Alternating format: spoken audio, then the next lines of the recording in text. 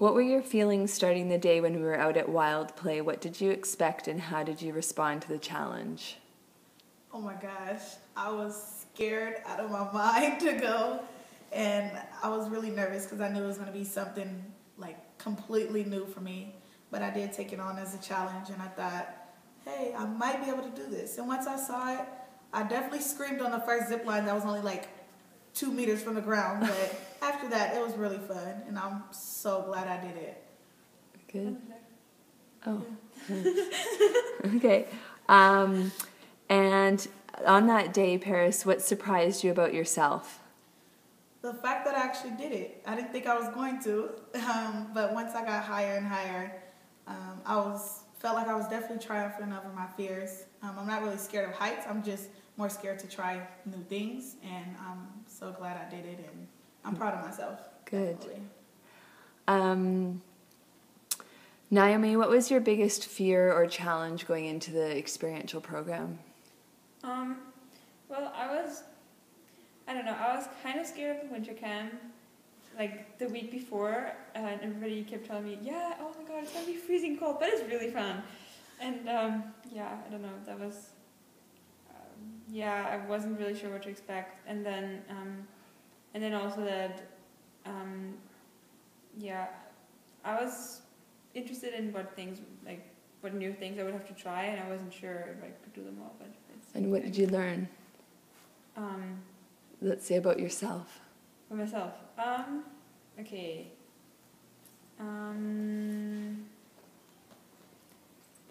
I am able to do telemark ski. I'm really proud of that. And I'm not really good with sleeping on a cold ground. I would have to work on that, and I wasn't really good in keeping my stuff wasn't really wet, but it wasn't really dry, so I wasn't that good in that. And so what would you do differently next time? I don't know, like just keep all my stuff totally dry and not. Yeah, I don't know how to do that. But that was definitely a mistake to like wear my gloves when I did something with snow, right. And they were soaking wet and frozen. Yeah. Right. Now with your service, can you just explain super briefly what you guys have been doing for service? I first went to our place last week, and we served some of the homeless community lunch, and so we got to make like hundreds of sandwiches together, and we definitely did it as a team, and it was like each person was doing their own little thing, and in the end it all came together. And me and Cal walked around and sang lots of Jesus songs, and that was fun. A little nervous, but that was fun, and I really enjoyed it. Okay. And since then, I've been working with the little kitties, the little kindergartners, and I love them, and they love me. So, bada bing, bada boom. What about you, Naomi? The last Friday I went to Woodwind Farms.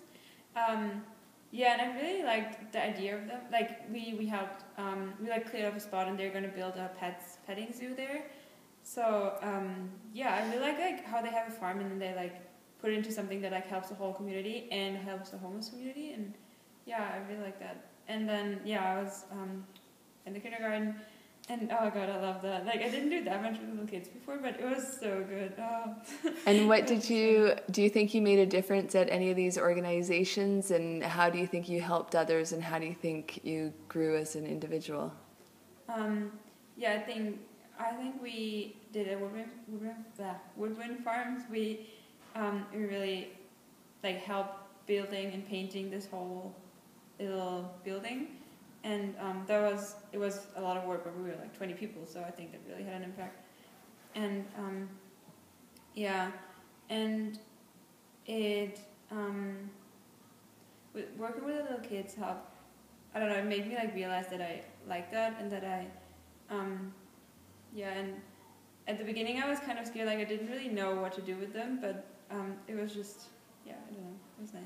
Good. I think it's good for the kids to see good examples, because a lot of them don't have that in their homes, but to see us and, have us play with them and things like that, just to show them, the good side of life, and that everything is not all bad. That was definitely something that I got to learn, as a child, and I think it's really important, to learn really early. So I'm really glad that they got to see us and they got to be really happy, because I know a lot of them don't get it all the time. And would you like to continue that relationship? Oh, I would love to do it. Yeah. As long as possible. Good. So does doing this service make you feel less or more optimistic about the future? More. Yeah, more. Yeah, more.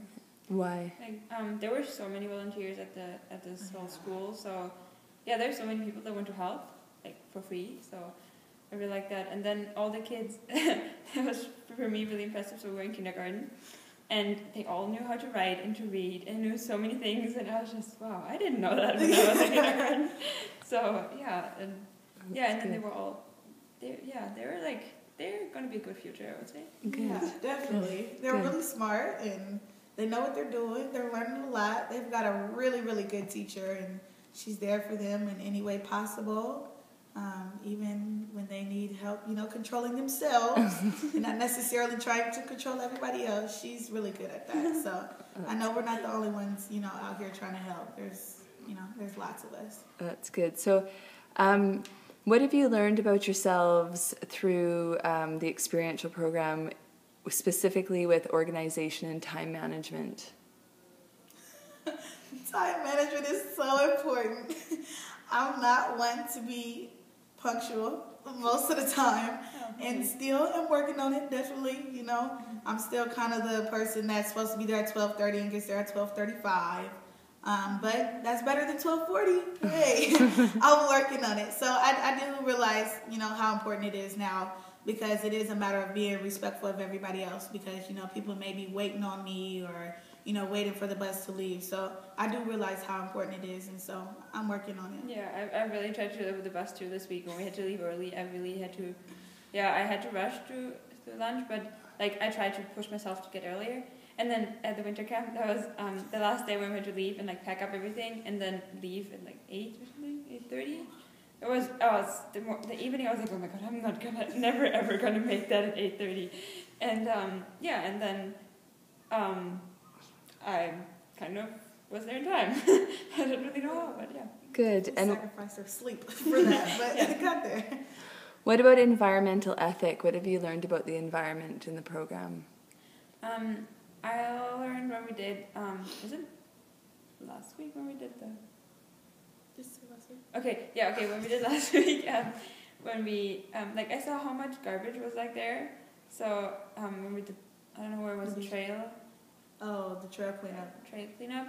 It was like, when we went there first, it was like, oh my god, everything's clean, and what are we going to do? And then we went up there and there was so much there, so it's kind of hidden, but yeah, and I think it's important that people do that, because you can't just leave it there, just put more in there and more, and you can't see it, but it's still there. I don't know.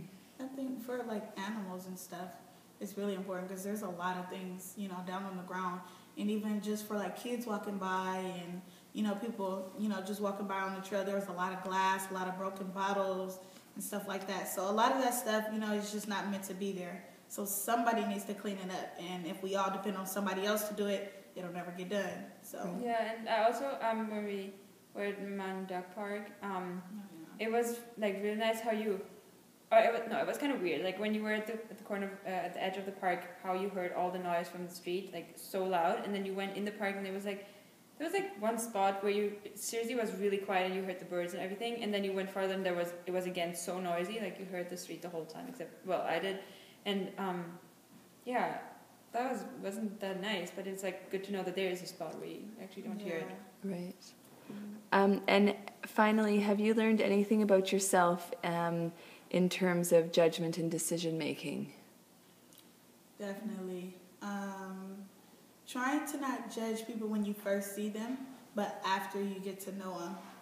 And that's definitely really important when it comes to the homeless community and things like that, with the little kids and stuff, because a lot of these kids and a lot of these people that are on the streets, they haven't had the best background coming up and stuff like that. So if you're judging them right away, or you're just well, you don't have to be on the streets, you can get off the streets, a lot of them, they need help or they don't know how to, or, a lot of the kids, they need, a lot of guidance because they're still small. So it definitely, we need to help them, and I can't just judge. If I feel the need to judge, then I need to be there to help. Yeah. I